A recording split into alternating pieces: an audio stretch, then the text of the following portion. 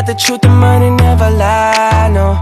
I'm the one, yeah, I'm the one. Early morning in the dawn, know you wanna ride now. I'm the one, yeah, I'm the one, yeah. Hear you sick.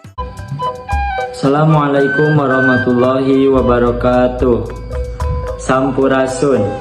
Tepangkeun Wastar Yan Akbar Iman di kelas 12 simkuring badai ngaresensi buku Sunda anu judulna Carita Budak Minggat. Judul Carita Budak Minggat, pangarang Samsudi, panerbit PT Kiblat Buku Utama, cetakan kedua Safar 1440 Hijriah atau Oktober 2018.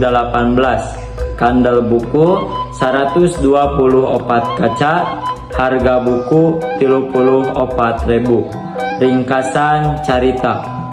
Carita budak minggat ngalakonkeun si Kampeng, budak umur 16 tahun anu minggat ti imahna lantaran ngadupak bapak terena nepi ka sirahna getihan lantaran tidagor kana juru tihang imah.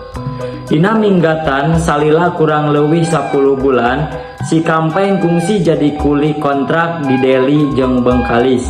Kungsi deui nulungan kuli bangsa Cina anu rek dikerekeb ku maung. Kusabab dina diajar tur kaasup budak anu calakan, si Kampeng bisa jadi tukang batu jeung tukang kai. Akhirna si Kampeng bisa balik deui ka Bandung kalawan salamet bari menang pangalaman anu kacida modalna tur mawa duit ladang gawena di Sumatera.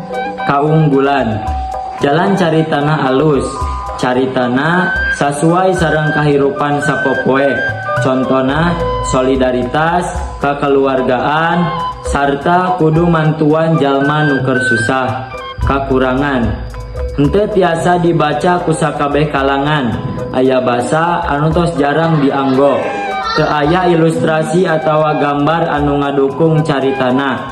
Jadi bakal aya pambaca anu bosen ku sabab hal eta.